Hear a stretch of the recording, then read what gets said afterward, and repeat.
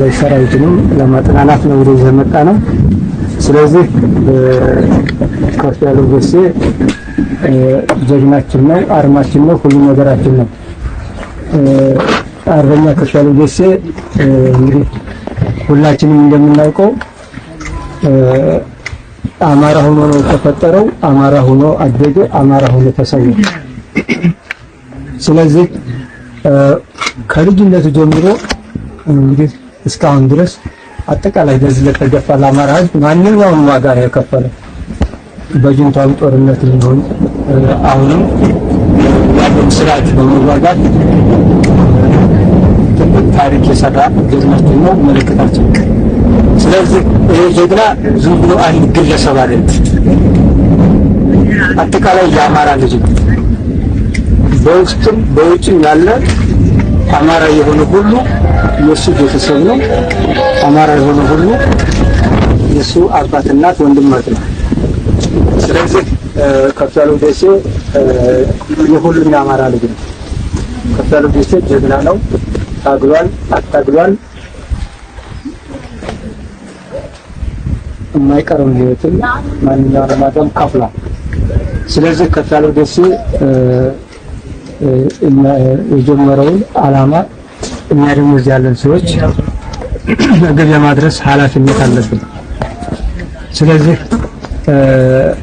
ድሮ ታሪክ የሰሩ ሰዎች ሁሉ የምናነሳቸው እና ቴዎድሮስ እና በላይ ዘለቀ ምኒልክ የምንለው ታሪክ ስለሰሩ ነው። እነሱ በህይወት ባይኖሩም ስራቸው ሁሉ ጊዜ አለ፣ መቼውንም አለ።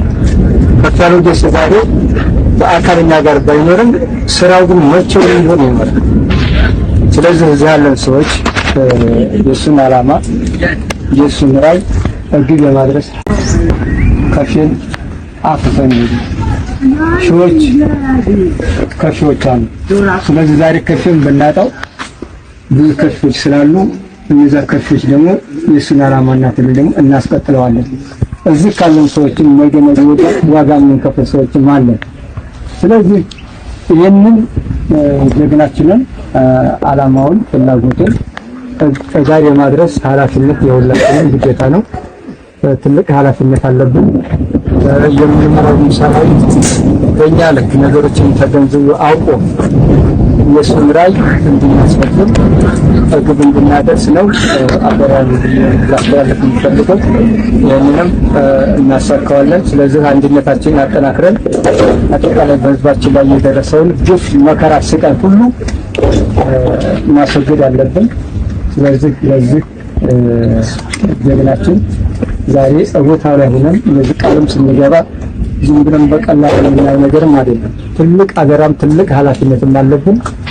ለዚህ ሁላችንም ዝግጁ መሆን አለብን። በተረፈ አመሰግናለሁ።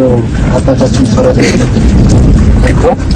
ከወሎት ሀገር የጀግናውን መቃብር ለማየት ከዚህ ድረስ ስራይት ማስራ አስከትሎ መጥቶ የአባታችን የጀግናችን የትግል ምልክታችን የሜጀር ጀነራል ከፍያለው ደሴ መቃብር ለማየት በዚህ ልክ ስለተገኘ እጅጉን እናመሰግናለን። ጀግናም ጀግና ያወድሰዋል፣ ጀግናም ጀግና ያከብረዋል ይሉ ዘንድ በዚህ ልክ ለመገኘት አባታችን እጅጉን እናመሰግናለን ለማለት ነው። ሌላውን የሜጀር ጀነራል ከፍያለው ደሴ ታሪክ እኛ የምንዘረዝረው አገር ነው።